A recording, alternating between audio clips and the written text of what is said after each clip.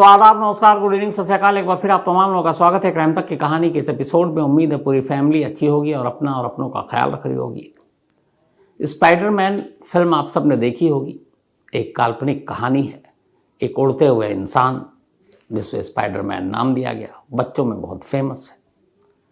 कई बार इधर उधर से अक्सर खबरें आती हैं कि कोई ऐसा शख्स जो इस तरह की हरकत करे जो स्पाइडरमैन कहता है, तो उसको भी स्पाइडरमैन का नाम दे दिया जाता है। आज जिस चोर की कहानी सुना रहा हूं, उस चोर ने लगभग 2 हफ्ते तक एक पूरे शहर की पुलिस के नाक में दम कर रखा था। न सिर्फ नाक में दम कर रखा था, बल्कि उन 2 हफ्तों तक पुलिस को एक सवाल का जवाब ही नहीं मिल रहा था कि आखिर एक चोर एक ज्वेलरी शॉप में घुसा कैसे। क्योंकि सारे दरवाजे बंद, खिड़कियां बंद, नीचे से ऊपर जाने के रास्ते बंद, कहीं कोई तोड़फोड़ नहीं, कोई काट नहीं, कोई ताला नहीं टूटा, कोई दरवाजा नहीं टूटा, कोई शीशा नहीं टूटा। लेकिन फिर भी उस शोरूम तक चोर पहुंचा कैसे? कहानी कोयम्बटूर की है और कहानी इसी साल 28 नवंबर की है। कोयम्बटूर में एक बहुत ही फेमस ज्वेलरी शॉप है, जेवर की दुकान, जिसका नाम है जोस अलुकास ज्वेलरी शॉप। ये जिस मार्केट में है, उस मार्केट की 3री मंजिल पर यह दुकान है। Ground floor, first floor, second floor पे बाकी दुकानें, 3rd फ्लोर पे ये ज्वेलरी शॉप है और काफ़ी मशहूर है वहाँ का। लाखों रुपए के यहाँ जेवर पड़े रहते हैं, लोग खरीदारी करने आते हैं। 28 नवंबर की बात थी, दुकान अपने वक्त पे बंद हुई। अगले दिन 29 नवंबर की दुकान सुबह खुली, सारे स्टाफ पहुंचे, मालिक पहुंचे। जब अंदर गए तो उन्होंने देखा कुछ चीज़ें बिखरी हुई हैं, लेकिन ताला भी खोलकर अंदर गए, खिड़कियां भी सब बंद हैं, जो वॉल्ट रूम है वो भी बंद है। लेकिन कुछ ऐसा लगा कि जैसे कोई अंदर आया हो। अब उन्होंने अपनी सारी चीज़ों को गिनना शुरू किया, जो जेवरात थे, हीरे चांदी के, सोने के, उसको देखना शुरू किया। कैश जनरली वहाँ वो रखते नहीं थे। कैश हमेशा वो या तो बैंक में शाम को जमा करा देते या फिर मालिक अपने साथ घर ले जाते। तो कैश था नहीं ड्रॉवर में, सिर्फ जेवर थे। अब ये लगा कि कोई तो आया है और कुछ हुआ है। और इत्तेफाक से जो सीसीटीवी कैमरा है, जब उसको देखा गया तो उसमें एक शख्स नजर आया और वो दुकान के अंदर है। दुकान के अंदर तमाम ड्रॉवर खोलकर कैश देख रहा है, बाकी ज्वेलरी को देख रहा है, एक तरह से निहार रहा है और उसे कुछ समझ में नहीं आ रहा क्या करूं। उसके सामने करीब 40 से 50 लाख रुपए के जेवरात पड़े हुए थे उस शॉप में। आसपास कोई नहीं उसे रोकने वाला, लेकिन मालूम नहीं उसके दिमाग में क्या चल रहा था। उसने चारों तरफ देखा। पहले उसने कैश ढूंढा, मिला नहीं। इसके बाद उसने तमाम जेवर के डब्बे उठाए। वो चाहता तो उन सारे 40-50 लाख रुपए के जेवरात को उठाकर अपने साथ ले जा सकता था, लेकिन उसने ऐसा किया नहीं। उसने कुछ जेवर उठाए, हाथ में रखकर, ये कैमरे में कैद था। उसने देखा इसका वजन कितना होगा और फिर 2-4 ऐसे जेवर जो उसके वजन के हिसाब से उसे लगा कि उसका काम हो जाएगा, उसने जेब में रखा और फिर बाहर निकल गया। सीसीटीवी कैमरे से पता चला कि उस शॉप में उस 3री मंजिल पर एक खिड़की थी, छोटी सी, लेकिन उस खिड़की के नीचे दीवार और ऊपर दीवार, मतलब आपके आने जाने का कोई रास्ता नहीं, बगैर सीढ़ी लगाए या फिर आप किसी और जरिए से एक इंसान स्पाइडरमैन बनकर ही उस दीवार पर चढ़ सकता था। चंबल की दुनिया मैंने कई बार देखी है, पता नहीं आप लोगों ने देखी है कि नहीं। अच्छा, तो चंबल घाटी डकैत एंड पुलिस, बड़ी इंटरेस्टिंग कहानी है कुकू FM पर। उसके ऑडियो बुक में आप सुन सकते हैं। इसके साथ साथ फूलन देवी, चंबल से पार्लियामेंट तक, तो चंबल की 2 कहानियां, चंबल घाटी डकैत एंड पुलिस, साथ ही फूलन देवी, चंबल से पार्लियामेंट तक, बेहद इंटरेस्टिंग कहानी है कुकू FM के ऑडियो बुक पर। तो ज़रूर सुनिए और सुनना शुरू कीजिए तो आखिर तक सुनिए, बीच में रोक देंगे तो फिर मज़ा नहीं आएगा। 2023 का आपका कुकू FM एक्सपीरियंस कैसा रहा? आपका कितना मिनट स्क्रीन टाइम बचा? आपने अपना कितना कीमती समय बचाया? और सबसे खास बात यह है कि इससे कुकू FM पर आपकी सुनने की कितनी क्षमता है, ये सब आप कुकू FM पर अब देख सकते हैं। एक नया फीचर जो कुकू FM 2023 के आपके सारे अनुभव को दिखाएगा और बताएगा। तो कुकू FM देश का बेस्ट ऑडियो शो प्लेटफॉर्म है। 15 लाख से ज़्यादा इसके एक्टिव हिंदी पेड सब्सक्राइबर हैं। कुकू FM हर महीने 4200 घंटे के कंटेंट्स के साथ सामने आता है और इस पर 10,000 से ज़्यादा ऑडियो बुक हैं जिसे आप कभी भी कहीं भी किसी भी ज़ुबान में सुन सकते हैं, ख़ासतौर पर हिंदी में। इसमें biography, business, crime, entertainment, politics तमाम बुक है। और क्राइम तक फैमिली के लिए ख़ास ऑफर है कुकू FM ऐप की तरफ से, और वो ऑफर है इस बार 50% डिस्काउंट। तो यानी आप पहले महीने के लिए सिर्फ 49 रुपीज़ में सब्सक्रिप्शन हासिल कर सकते हैं और 10,000 से भी ज़्यादा जो ऑडियो बुक का ख़जाना जहाँ चाहें जब चाहें सुन सकते हैं। और डिस्क्रिप्शन में लिंक है, तो लिंक में जाएं और क्राइम तक फैमिली के लिए क्राइम 50 कूपन कोड है, उसका इस्तेमाल करें और 50% डिस्काउंट पाएँ। 99 रुपीज़ का सब्सक्रिप्शन पहले मंथ के लिए सिर्फ 49 रुपीज़ में। अब जब ये CCTV फुटेज सामने आई और ये हुआ कि कोई अनजान शख्स दुकान में घुसा था, लेकिन शुक्र ये था कि उनकी 40-50 लाख रुपए की जो ज्वेलरी थी वो सलामत है, कुछ 2-4 ज्वेलरी गायब। फिर भी पुलिस को इन्फॉर्म किया गया, क्या पता आगे फिर ऐसा ना हो दुकान में। अब पुलिस आई, पहले तो पुलिस ने लगा कि यूं ही दुकानदार का शक है, वहम है कि कोई आया चोरी की है, लेकिन फिर CCTV चुगली खा रही थी कि नहीं जो कह रहा सच है। लेकिन अब पुलिस का दिमाग घूम गया कि यार चोर आया, दिख भी रहा है, उसके सामने सब कुछ पड़ा हुआ है, लेकिन वो कुछ उठा ही नहीं रहा। वो पता नहीं क्या ढूंढ रहा है, पहले कैश ढूंढ रहा था क्योंकि गल्ला खोल रहा था बार बार, फिर वजन कर रहा है, और वो चाहता तो अपने जेब में ही आराम से 2-4 किलो तो रख कर ले जाता, लेकिन उसने मुश्किल से कुछ 100 ग्राम, बल्कि कुछ 100 ग्राम भी ज़्यादा बोल गया, उससे भी बहुत कम बोल निकालता है और जेब में रखता है और चला जाता है। अब पुलिस तफ्तीश करती है, जिस विंडो से वो आया था उस विंडो से पुलिस ऊपर से झांकती है, तीसरी मंजिल से नीचे की जो गहराई वो काफ़ी ज़्यादा है, ऊंचाई ज़्यादा थी, तो कोई कूद कर भी भाग नहीं सकता, हाथ पैर टूट जाएंगे। अब पुलिस को लगा ये मसला क्या है, न कोई रस्सी न कुछ और जिसके सहारे घुसे। फिर पुलिस ने कहा कि चलो डेमो करते हैं। उन्होंने अपने हट्टे कट्टे सारे पुलिस वालों को इकट्ठा किया नीचे और कहा कि एक काम करो, तुम लोग स्पाइडरमैन बनकर दीवारों को पकड़ पकड़ कर, जैसे पहाड़ों पे लोग चलते हैं चोटियों तक जाने के लिए, लेकिन उसमें ऊबड़ खाबड़ पत्थर होते हैं, उसको आप अपना सपोर्ट के तौर पर लेकर चढ़ जाते हैं। यहाँ तो दीवार बिल्कुल चिकनी और कहीं उसमें ना कोई होल ना कोई सपोर्ट सिस्टम। तो कुछ पुलिस वालों को खड़ा किया गया डेमो के लिए कि तुम चलो नीचे से अब 3rd फ्लोर तक जाओ। कोई भी पुलिस वाला 4-5 मतलब फीट से ऊपर चल ही नहीं पाया, भ्राम से नीचे गिर गया। एक एक कर जब सब नाकाम हो गए तो फिर पुलिस को लगा ये मुमकिन कैसे है, लेकिन कैमरा गवाही दे रहा है कि ये सच है। अब पुलिस ने बाकी के CCTV फुटेज खंगालने शुरू किए। इत्तेफाक से उसमें एक चेहरा मिल गया। अब जब चेहरा मिला तो फिर पुलिस ने उस वक्त के सारे जो आसपास के मोबाइल के टावर काम कर रहे थे उनको खंगालना शुरू किया। फिर चेहरे को अलग अलग थानों में भेजा गया।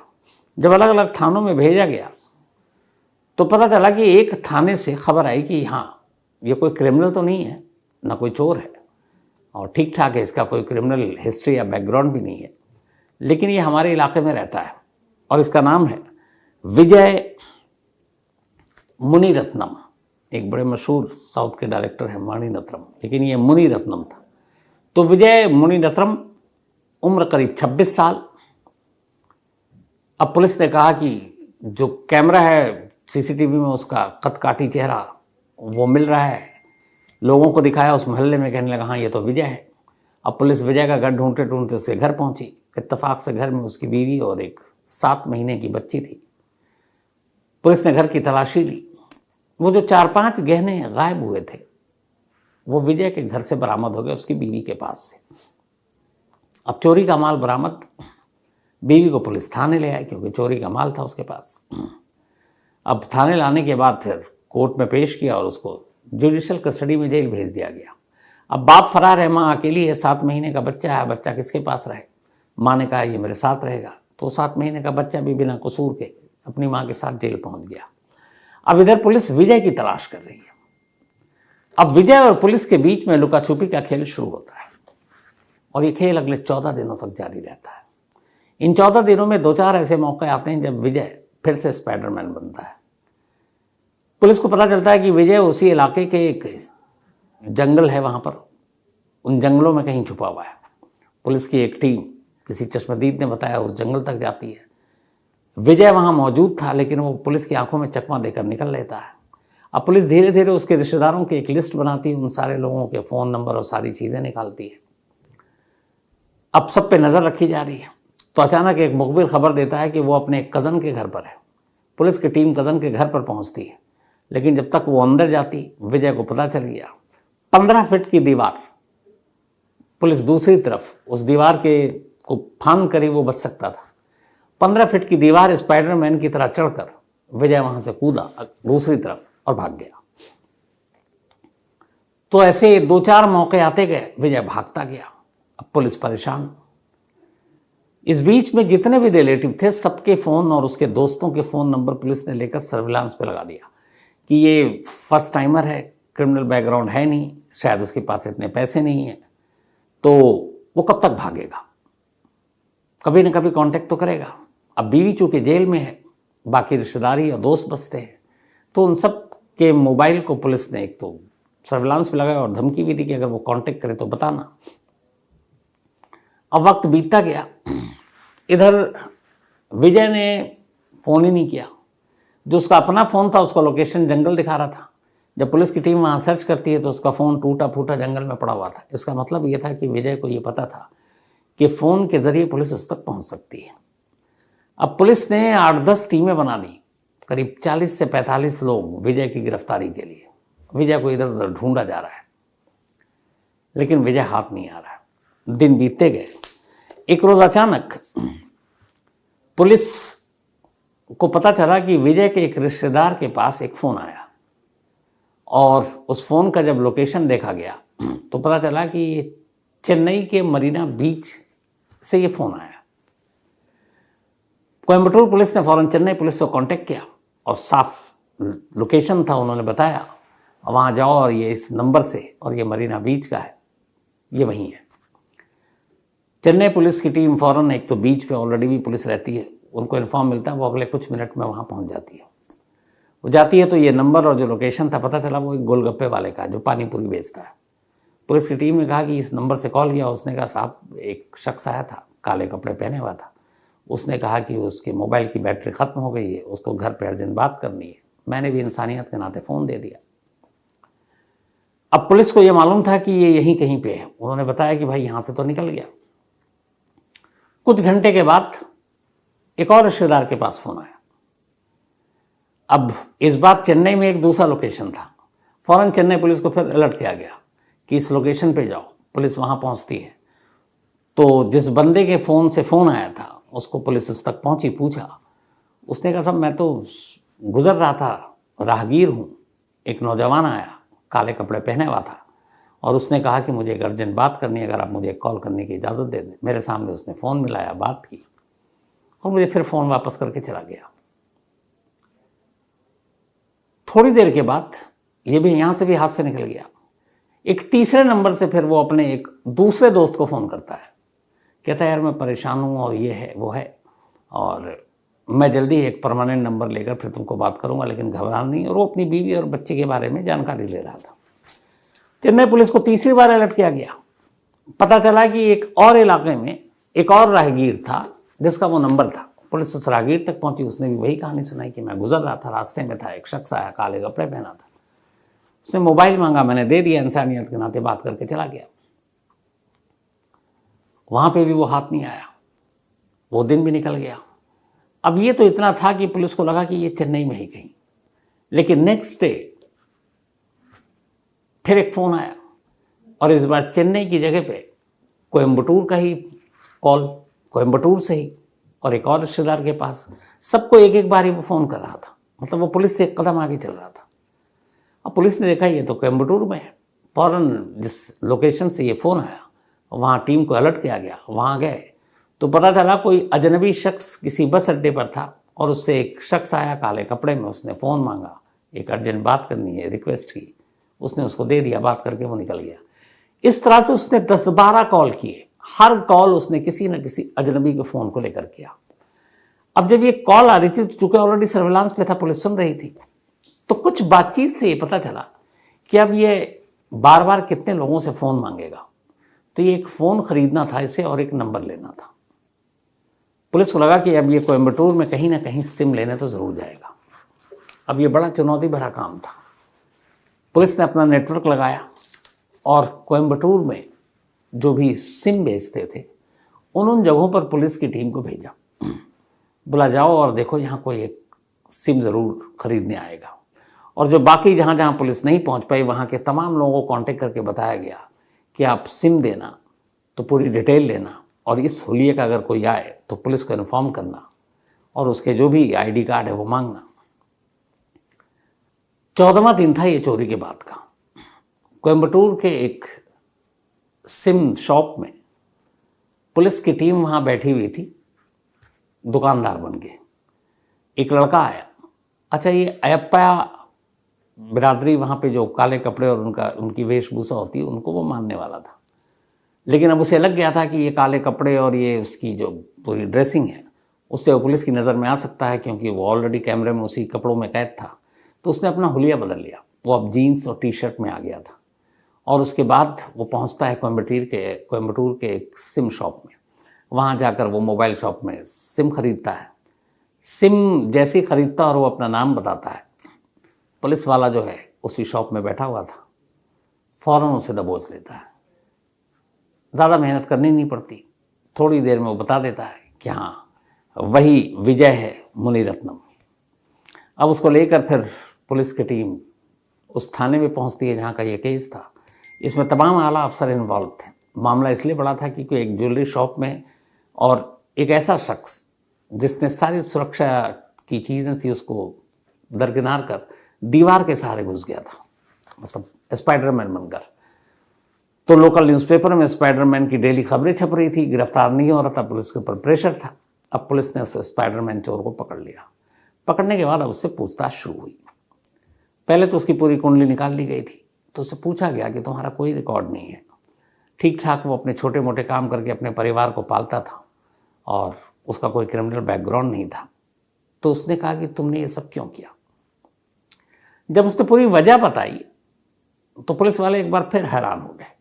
अब तक तो वो उसके चोरी के तरीके से ही हैरान थे कि एक शख्स 3 मंजिल तक कैसे पहुंच सकता है रेंगता हुआ, लेकिन जो चोरी की वजह थी वो उससे भी ज़्यादा हैरान करने वाली थी। उसने कहा साहब मैं 1 लाख रुपए मुझे चाहिए थे।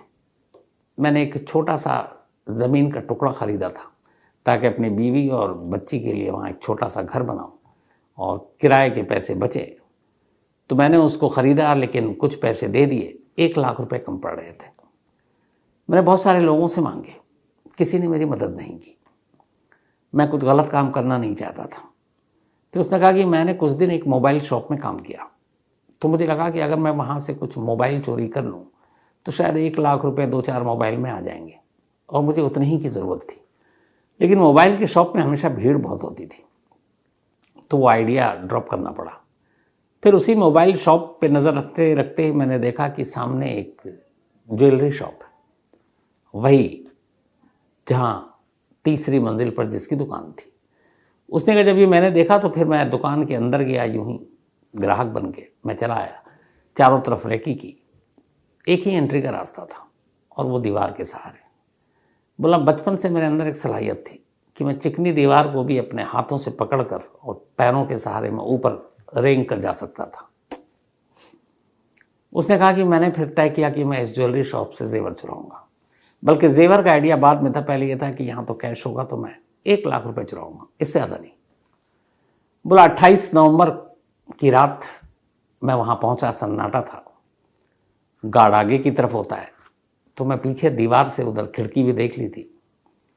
अब चूंकि 3rd फ्लोर पे है और खिड़की के उस तरफ कुछ नहीं है, तो उस खिड़की में ऐसा भी नहीं कि आप लॉक वॉक लगाओगे। तो मैं दीवार पर रेंगते हुए चढ़ा। चढ़ने के बाद खिड़की खोली, अंदर गया। सबसे पहले मैंने ड्रॉवर खोला। मैंने देखा कुछ कैश होगा तो 1 लाख गिनूंगा और ले जाऊंगा, लेकिन 1 लाख रुपए कैश नहीं था उसमें। इधर उधर तो देखा, ढूंढा, पैसे नहीं मिले। अब मेरे सामने चारों तरफ हीरे, सोना, चांदी के जेवर पड़े हुए थे, पर उसने कहा एक बार भी मुझे लालच नहीं आया कि मुझे इतने सारे ये सब उठा के ले जाऊँ। फिर उसने कहा कि मुझे ये भी आइडिया नहीं था कि मैं कितने ले जाऊँ कि उसको बेचकर मैं 1 लाख रुपए कमा सकता हूँ। बट उसने कहा कि सोने का मुझे भाव पता था बीवी की वजह से कि इधर महंगा है, 50-60 हज़ार रुपये का 10 ग्राम का आता है। तो उसने कहा कि अगर मैं 20-30 ग्राम सोना उठा लेता हूँ तो मेरा काम हो जाएगा। तो उसने कहा मैंने वज़न के हिसाब से, चूँकि घर में बीवी के गहने देखे थे, मैंने हाथ पे रख के उसका वज़न किया था और उसने मुझे रेट बताया था। तो उसको देखने के बाद मुझे लगा कि ये 3-4 जो हैं इसमें 1 लाख रुपए कम नहीं पड़ेगा, 1 लाख से कुछ ऊपर ही आ जाएगा और मैं ये चाहता था कि 1 लाख से कम ना हो। तो बस मैंने अपनी जो ज़रूरत थी मेरी, उस ज़रूरत के हिसाब से मैंने 3-4 ज़ेवर उठाए, जेब में रखा और चला गया। मुझे ज़्यादा नहीं चाहिए था। अब ये सुनकर पुलिस वाला ये सोच रहा था, जितने भी पुलिस वाले, कि यार कानून कहता है कि इसको अंदर कर दो क्योंकि इसने चोरी तो की है, लेकिन इंसानियत कहता है कि इसकी ज़रूरत थी और उसने सिर्फ अपनी ज़रूरत के हिसाब से ही चोरी की। लेकिन कानून की नज़र में इंसानियत तो चलती नहीं है। जो जुर्म है वो जुर्म है और हर जुर्म की एक सज़ा है। तो पुलिस वालों ने फिर उसके साथ बड़ा अच्छा बर्ताव किया, दोनों वजह से। एक, उसकी इस कलाकारी स्पाइडरमैन, और दूसरी उसकी इस नेक नियति और ईमानदारी कि उसे जितनी ज़रूरत थी और उसने लोगों से मांगा उतने ही उसने उठाए, वरना वो पूरा दुकान लूट सकता था 40-50 लाख रुपए और फिर पूरे कोयम्बटूर पुलिस की भद पिट जाती कि इतनी बड़ी रॉबरी हो गई। इसके बाद पुलिस ने कहा कि अच्छा अब भी यकीन नहीं है कि तुम इस दुकान में ऐसे गए हो, कोई और रास्ता? तो उसने कहा नहीं, ऐसे ही गया था। फिर बाद में पुलिस ने उससे उसी दीवार पर ले जाकर कहा अब तुम डेमो दो। जो पुलिस वाले 3-4 फीट ऊपर तक नहीं रेंग पाए, गिर गए, उन्हीं पुलिस वालों के सामने वो तीसरी मंजिल तक दोबारा चढ़ा, उसी तरह स्पाइडरमैन बनकर। सब कुछ अब साबित हो गया था। पुलिस ने फिर उसे अरेस्ट किया, जेल भेज दिया और अभी जो खबर है शायद उसको ज़मानत मिल गई है। उसकी वाइफ और बेटी को पहले ही ज़मानत मिल गई है। तो ये वो कहानी थी स्पाइडरमैन, जो एक तो तरीका और दूसरा मकसद। तो एक इसको ये भी कह सकते हैं कि ईमानदार चोर, कि मुझे जितनी ज़रूरत है मैं उतनी ही चुराऊँगा। ये किस्से कहानियों में सुनने को मिलता था, लेकिन आज ये रियल स्टोरी है। कानून की किताब में, FIR में सब दर्ज है, कोयम्बटूर पुलिस में। तो ये वो स्पाइडरमैन जिसका नाम विजय। तो ये थी आज की कहानी। लेकिन कहानी ख़त्म करूं उससे पहले वही अपना सिलसिला। आज रवि डोगरा, इनका जन्मदिन है। Happy birthday Ravi. और ये देहरादून में मुझसे मिले भी थे, मुझे याद है, क्राइम लिटरेचर फेस्टिवल में। तो हैप्पी बर्थडे। साथ ही मोहम्मद अरहान, इनका भी आज जन्मदिन है, तो हैप्पी बर्थडे मोहम्मद अरहान। और ये नुजहत के बेटे। साथ ही दुईजा, इनका भी जन्मदिन है, तो हैप्पी बर्थडे दुईजा। और ये भेजा है श्रीकांत मोटवार जी ने पुणे से। इसके अलावा आज रेहाना साफरी, इनका भी बर्थडे है, तो हैप्पी बर्थडे रेहाना। और ये भेजा है शब्बीर साहब ने, बल्कि सॉरी माफ़ी चाहता हूँ, रेहाना साफरी और शब्बीर इन दोनों की मैरिज एनिवर्सरी है, तो आप दोनों को बहुत बहुत मुबारकबाद। रूपाली यादव, इनका भी बर्थडे है, तो हैप्पी बर्थडे रूपाली जी। और ये जो राजहंस गुजराल, उनकी वाइफ हैं। जिशान, इनका भी जन्मदिन है, तो हैप्पी बर्थडे जिशान। और ये पुरनेंदु मैती, इनके बेटे हैं और मिदनापुर वेस्ट बंगाल से हैं। कुणाल तायडे का भी आज जन्मदिन है, तो हैप्पी बर्थडे कुणाल। और ये कमलाकर तायडे के बेटे हैं। साथ ही सृष्टि, इनका भी आज जन्मदिन है, तो हैप्पी बर्थडे सृष्टि। और ये भेजा है ऋतिक चौधरी ने। इसके अलावा कंवरराज सिंह, इनका भी आज जन्मदिन है, तो हैप्पी बर्थडे कंवरराज सिंह। और ये भेजा है सीता कंवर जी और महेंद्र सिंह। इसके अलावा बहादुर सिंह, इन सभी ने। साथ ही संस्कार जैन, इनका भी बर्थडे है, तो हैप्पी बर्थडे संस्कार। और ये प्रवीण जैन के बेटे हैं। इसके अलावा अंकुर कुमार, कल है इनका बर्थडे, बट ये बाहर हैं इस वक्त शायद, इसीलिए तो 23 को है, लेकिन एडवांस में हैप्पी बर्थडे अंकुर। और ये भेजा अविनाश कुमार ने, उनके भाई हैं। और अंकुर जो हैं वो नासा इम्पैक्ट में एज ए ग्रेजुएट रिसर्चर, एक प्राउड की बात है कि वहाँ पर हैं ये इस वक्त। तो ऑल द बेस्ट अंकुर, आपके फ्यूचर के लिए भी। और अविनाश जो इनके भाई हैं इस वक्त दुबई में हैं, वहीं पढ़ाई कर रहे हैं और साथ में ये मॉडलिंग भी कर रहे हैं। तो ऑल द बेस्ट अविनाश, आपको भी। आप दोनों भाई टैलेंटेड हैं, अपने टैलेंट का भरपूर फ़ायदा उठाइए। साथ ही सुरेश राणा नेपाल से, इनका भी जन्मदिन है, तो हैप्पी बर्थडे सुरेश जी। इसके अलावा मिसेस कादम्बरी कपिलेश्वर जी, इनकी 70वीं आज सालगिरह है, यानी कि जन्मदिन है। तो बहुत बहुत बधाई आपको कादम्बरी जी, आप हमेशा अच्छी रहें, यही दुआ है। और ये भेजा है सुदेश पाटिल जी ने, सिएटल यूएसए से। इसके अलावा विनय, इनका भी जन्मदिन है, तो हैप्पी बर्थडे विनय, ये भेजा दीपक कुमार ने। साथ ही आयरा उर्फ आफी, इनका भी बर्थडे है, तो हैप्पी बर्थडे आयरा। और ये फरजाना खान भाटी, उनकी बिटिया हैं, और फरजाना के हस्बैंड और आयरा के जो पापा हैं उनका भी जन्मदिन है, जिनका नाम है मुबारक हुसैन। तो आप दोनों को, बाप बेटी को हैप्पी बर्थडे। साथ ही अंबिका, इनका भी जन्मदिन है, तो हैप्पी बर्थडे अंबिका, और ये भेजा प्रदीप कुमार ने। इसके अलावा सीमा और रोहित, इन दोनों की एनिवर्सरी है, तो आप दोनों को बहुत बहुत बधाई। मिलिंद मिश्रा जयपुर से, थैंक यू सो मच आपके मेल के लिए। आलोक Pandey ji, thank you so much. आलोक पांडे जी ने बड़ा अच्छा एक मेल लिखा है। इन्होंने लिखा है कि ये सोचते हैं कि अगर मैं मर गया तो फिर कहानी कौन सुनाएगा और कैसे सुनूंगा, इनका ये कहना है। तो आलोक जी, ज़िंदगी मौत तो सब ऊपर वाले के हाथ में है, पर हाँ, जब तक हूँ आपको कहानी सुनाता रहूँगा। Habib Beg, thank you so much Habib आपके इस मेल के लिए। साथ ही सौरभ शर्मा और डॉक्टर साहिब कानपुर वाले, thank you so much doctor साहब कानपुर वाले, आपके इस प्यार भरे मेल के लिए। Amit Kalra, thank you so much आपका भी। इसके अलावा सुमन चटर्जी, आपका लेटर मिला सुमन चटर्जी दी, थैंक यू सो मच। आज की इस मेल और व्हाट्सएप के ज़माने में आपने हाथ से ख़त भेजा, और यह 15 दिसंबर का लिखा हुआ था, और आज मुझे मिला शाम को, और आपने जो कुछ लिखा उस प्यार के लिए भी थैंक यू। और ये पुणे में रहते हैं। 2023 का आपका कुकू एफएम एक्सपीरियंस कैसा रहा? आपका कितना मिनट स्क्रीन टाइम बचा? आपने अपना कितना कीमती समय बचाया? और सबसे खास बात यह है कि इससे कुकू एफएम पर आपकी सुनने की कितनी क्षमता है, ये सब आप कुकू एफएम पर अब देख सकते हैं। एक नया फीचर जो कुकू एफएम 2023 के आपके सारे अनुभव को दिखाएगा और बताएगा। तो कुकू एफएम देश का बेस्ट ऑडियो शो प्लेटफॉर्म है। 15 लाख से ज़्यादा इसके एक्टिव हिंदी पेड सब्सक्राइबर हैं। कुकू एफएम हर महीने 4200 घंटे के कंटेंट्स के साथ सामने आता है, और इस पर 10,000 से ज़्यादा ऑडियो बुक हैं, जिसे आप कभी भी कहीं भी किसी भी जुबान में सुन सकते हैं, खासतौर पर हिंदी में। इसमें biography, business, crime, entertainment, politics, तमाम बुक है। और क्राइम तक फैमिली के लिए खास ऑफर है कुकू एफएम ऐप की तरफ से, और वो ऑफर है इस बार 50% डिस्काउंट। तो यानी आप पहले महीने के लिए